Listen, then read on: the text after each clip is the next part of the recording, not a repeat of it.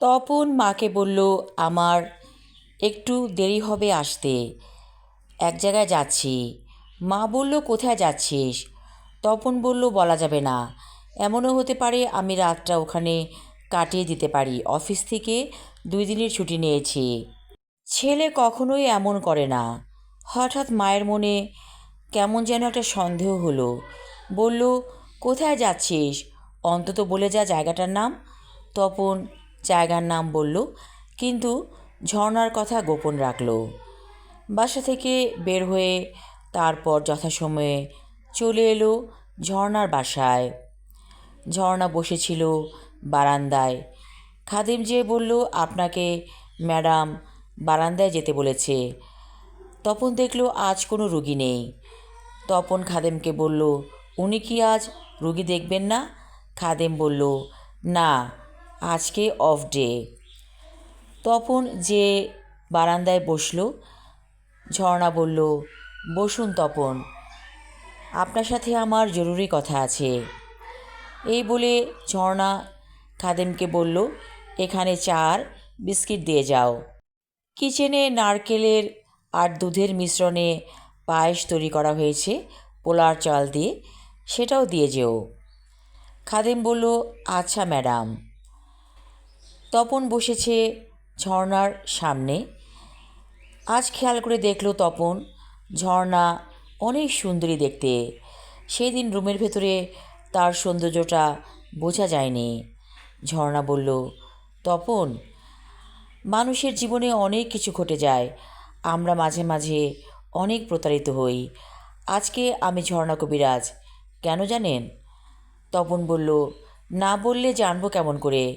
ঝর্ণা কবিরাজ বলল, আমিও একদিন প্রতারিত হয়েছিলাম প্রেমিকের কাছে, তারপর এই লাইনে এসেছি।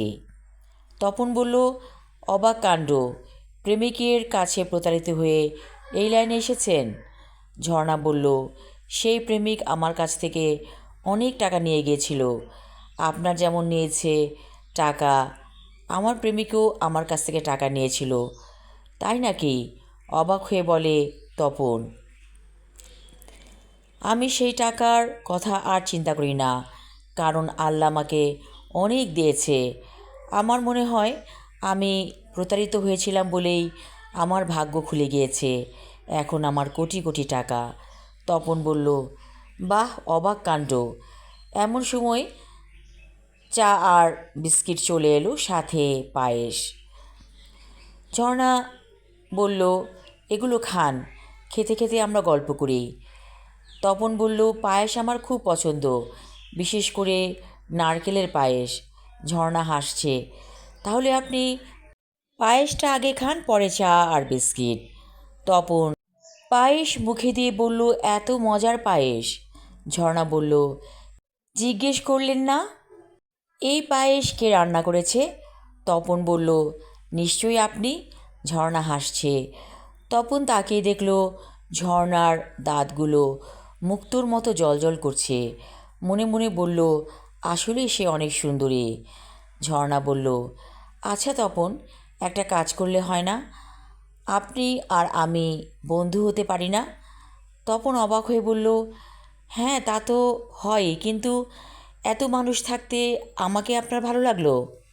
ঝর্ণা বলল, আপনি প্রতারিত হয়েছেন, কারণ আপনি ভালো মানুষ।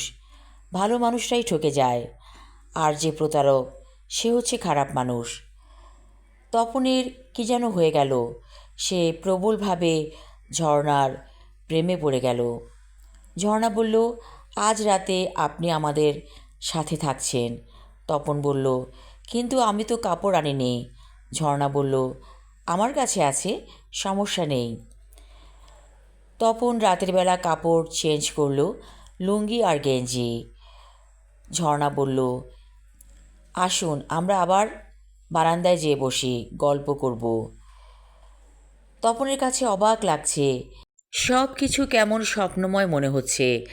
আচ্ছা, ঝর্ণা কবিরাজ কি কোনো মন্ত্র পড়েছে?